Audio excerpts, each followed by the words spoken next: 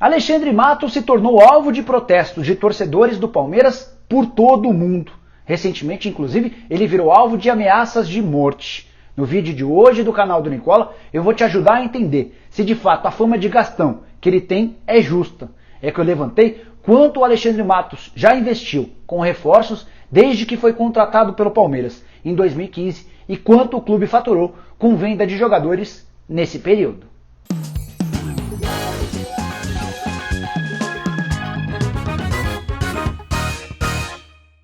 Fala aí pessoal, eu sou o Jorge Nicola e queria dizer que eu tive a ideia de fazer um vídeo sobre o Alexandre Matos enquanto participava do BB Debate, programa na ESPN Brasil que vai ao ar de segunda a sexta, do meio-dia às 2h. A gente estava discutindo sobre a responsabilidade de Alexandre Matos nesse atual momento de crise do Palmeiras. Alguns entendendo que ele é o grande culpado, outros inocentando o dirigente. E em meio a toda essa discussão surgiu a dúvida, ele é gastão? O Palmeiras com ele teve superávit? Teve déficit? Está devendo dinheiro? Pensando nisso, eu decidi fazer um longo levantamento, contabilizando quanto o clube já gastou com reforços desde 2015, ano da apresentação do Matos como diretor esportivo de futebol do Palmeiras. Ao mesmo tempo, também fiz um levantamento sobre quanto o Palmeiras arrecadou com as transferências de jogadores nesse mesmo período. E o resultado é positivo para o dirigente. É que o Palmeiras, nesse período de 4 anos, teve um superávit de 128 milhões,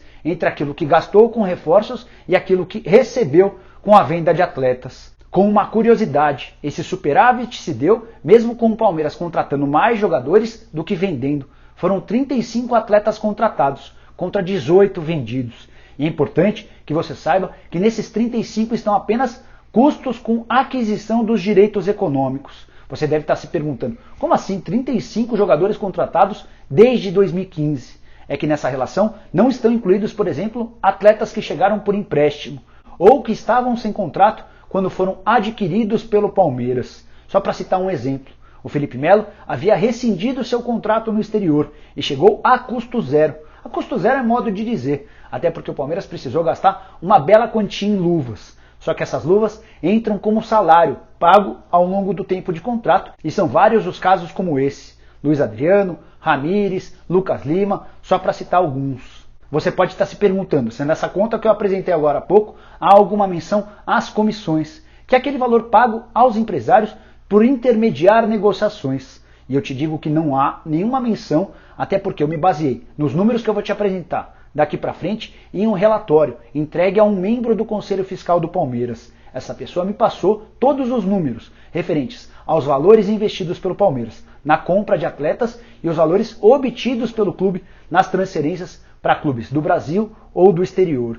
Então, dá para dizer que são números oficiais do próprio Palmeiras. O investimento feito pelo Palmeiras em reforços desde 2015 foi de 390 milhões de reais. Nesse mesmo período, o Verdão arrecadou 518 milhões com a transferência de atletas. Foi por isso que o Palmeiras teve um superávit de 128 milhões de reais. Quero começar te contando sobre os atletas vendidos, dos maiores para os menores valores. Aquele que garantiu mais dinheiro ao Palmeiras foi Gabriel Jesus, negociado com o Manchester City por 149 milhões e 600 mil reais. Na sequência aparecem Mina, Roger Guedes, Keno, Luan Cândido, Vitor Hugo, Moisés, Fernando, Tietê, João Pedro, Leandro Pereira, Vitão, Cristaldo, Thiago Martins, Leandro, Mendieta, Daniel Fusato e Rodrigo Farofa. Rodrigo é um jogador revelado na base do Palmeiras e negociado com o Real Madrid por apenas 1 milhão de reais. Já entre os atletas comprados pelo Palmeiras, o mais caro foi o colombiano Borja, que veio do Atlético Nacional por 43 milhões e 700 mil.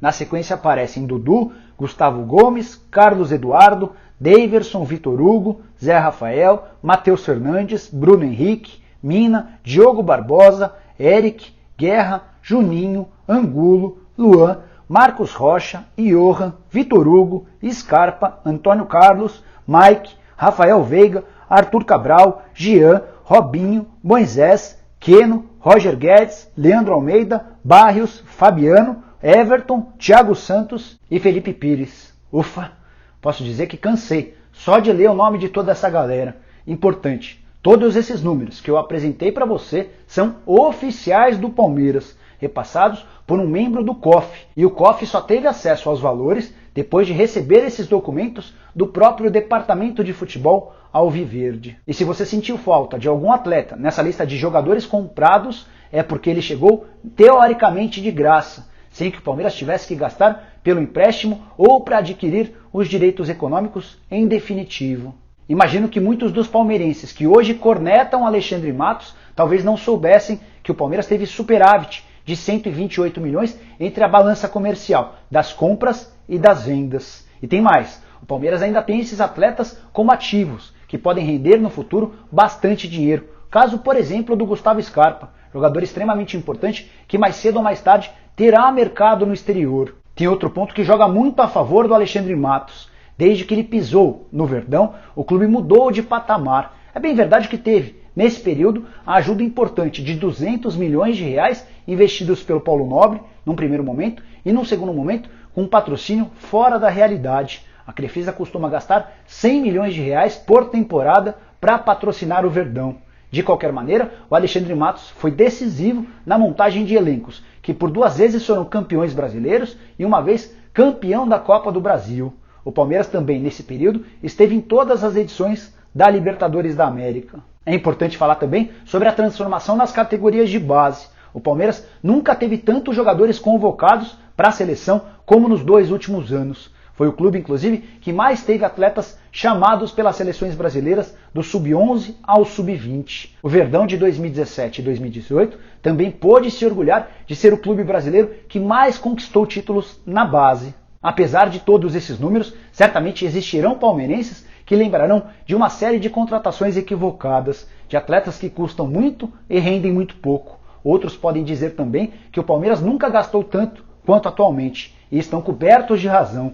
O Palmeiras hoje tem a maior folha salarial de toda a sua história. Com os últimos reforços, que chegaram na metade do ano, o Palmeiras costuma gastar 20 milhões de reais por mês. Nessa folha estão inclusos atletas e membros da comissão técnica. Mas é preciso lembrar também que o Palmeiras aumentou demais sua capacidade de arrecadação. Na temporada passada, por exemplo, a receita foi de 688 milhões de reais, a maior entre todos os clubes do futebol brasileiro, e foi também 30% maior que a receita do próprio Palmeiras na comparação com o ano anterior.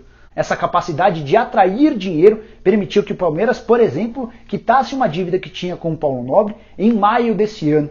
Essa dívida poderia ser paga por mais 8 anos, mas o Maurício Gagliotti decidiu antecipar a dívida para não dever mais absolutamente nada para alguém que se tornou, recentemente, seu inimigo político. Para fechar o vídeo, queria te dizer que apesar de todos os protestos de torcedores comuns e até de algumas personalidades no mundo alviverde, como o Veloso e o Valdívia, a chance de o Alexandre Matos ser demitido em breve é bem pequena. É que tanto o presidente do clube quanto a Leila Pereira, patrocinadora alviverde, tem toda a confiança do mundo no Alexandre Matos. E eles imaginam que se o Palmeiras tem mais chance de se recuperar em campo, essa chance passa pela permanência do Alexandre Matos. Bom, pessoal, eram essas as informações e números que eu queria passar para você. Espero que você tenha curtido o vídeo e dê um like por aqui. Quem ainda não se inscreveu no canal, se inscreva e acione o sininho. E principalmente, queria muito ouvir sua opinião. Como você vê o papel do Alexandre Matos no Palmeiras? Ele caberia no seu time do coração? Você, palmeirense, entende que está na hora dele ser demitido? Deixe seu comentário, beleza? A gente se vê em breve. Um abraço.